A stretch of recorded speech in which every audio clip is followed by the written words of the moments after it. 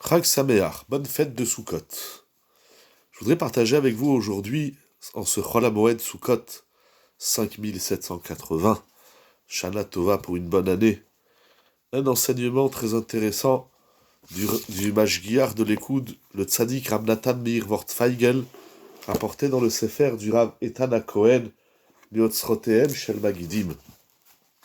Le Talmud, au traité Baba Metzia, Daf Pehe Amud Aleph, nous raconte que Rabbi Hakadosh, Rabbeinu Hakadosh, qui est notamment l'auteur de la Mishnah, a subi pendant 13 ans de grands malheurs. La Gemara raconte effectivement qu'un jour Rabbi était en chemin, et sur son chemin, un veau se sauve de l'abattoir. Le shochet était préparé à faire la shrita de ce veau, mais le veau, il s'est sauvé.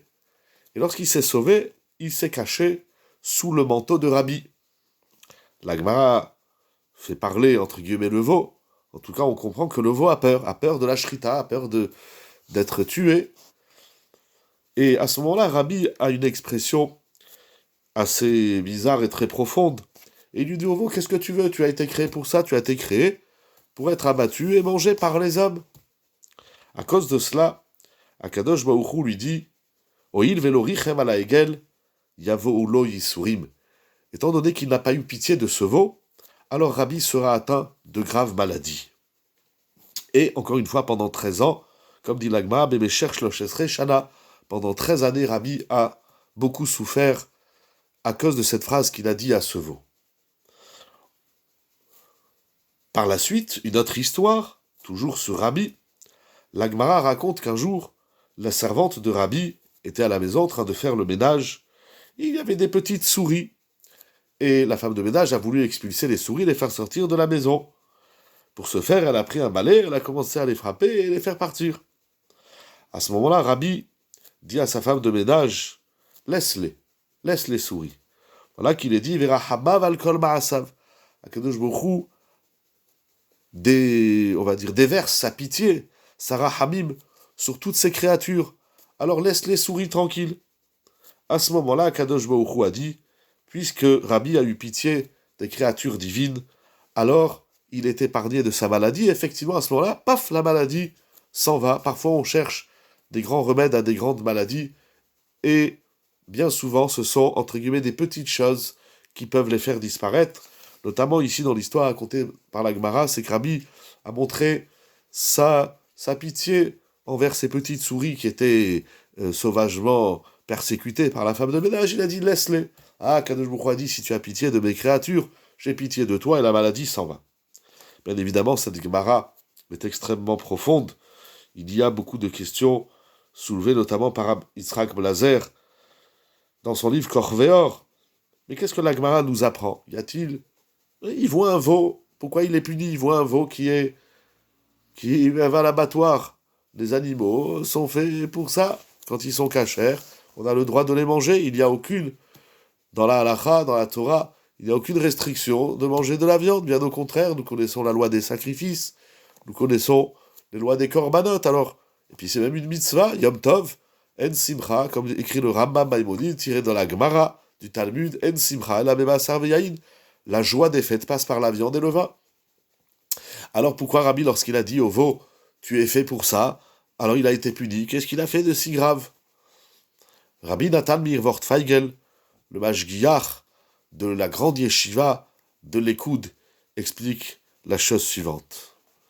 C'est vrai, l'animal est créé pour ça, il n'y a pas de pitié à avoir sur les animaux, sauf, bien évidemment, si c'est de faire du mal à un animal gratuitement. Il y a dans la Gemara une interdiction qui s'appelle Tsar Valechaim, on n'a pas le droit de faire souffrir les animaux gratuitement.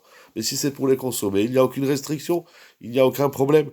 Seulement, Rav Natan Meir Wortfeigel Zetzal explique, c'est vrai, tout cela est vrai. Mais lorsque le veau il vient vers toi, il se cache dans ton manteau, il, il gémit, il te supplie, alors il te dit sauve-moi, ça veut dire qu'il attend quelque chose de toi. À ce moment-là, tu n'as pas le droit de lui dire tu as été créé pour ça. Bien évidemment, il s'agit ici d'un animal, et même envers les animaux, et à plus forte raison envers les êtres humains, lorsque quelqu'un il appelle au secours, on n'a pas le droit de lui dire ah ben, qu'est-ce que tu veux que je fasse, c'est comme ça. Non, il faut aider.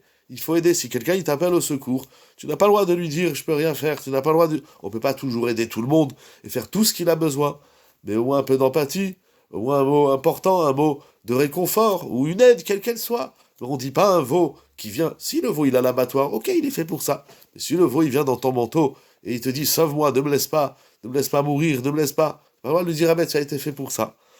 Il dit, le Mashgiach, c'est ça le sens de la fête de Sukkot.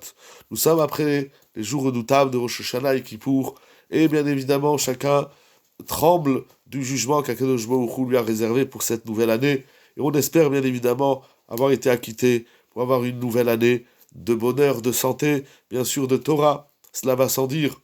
Mais, comme nous avons dit dans les différents vidouïm du jour de Kippour, Oili, oili, oyali, alelai, Akadosh Baruch Hu, si tu nous juges selon nos actes, alors qu'est-ce qui reste de nous? Après toutes ces prières de Rosh Hashanah et Kippour, tout ce travail de Tchouva, nous nous introduisons dans la Souka, qui est, comme tout le monde le sait, appelée l'ombre de la Emouna. La Souka, ça veut dire que nous réfugions, Tachat Kanfe Ashrina, nous nous réfugions sous les ailes de la Shrina, nous rentrons dans le manteau d'Akadosh Baruch Hu, et on dit Akadosh Baruch Hu, quel que soit le décret, bien évidemment, nous espérons les meilleurs décrets de bonheur, mais comme nous ne savons pas ce que tu as décrété pour nous, alors nous nous réfugions sous ton manteau, et nous te demandons de la rahamim, de la pitié, de la clémence. Nous te demandons, nous appelons au secours, on se met dans les bras d'Akadosh Baruch Hu, et lorsqu'on est dans les bras d'Akadosh Baruch Hu, s'inspirant de l'histoire que nous avons vue de Rabbi, rapportée au traité Baba Metzia, quand quelqu'un il appelle au secours, il dit voilà, je suis dans ton manteau, je suis dans ta poche, je suis dans tes bras, là il ne peut pas rester insensible. Et Iratson, et c'est ça que nous disons dans les fêtes, et souvent dans les prières du soir, ou France, allez-nous, quelque chose étende sur nous, sous cadre Rachamim, Echaim et Shalom, pour nous et pour tous les clans d'Israël, Chag Sameach, Amen, Ken Iratson.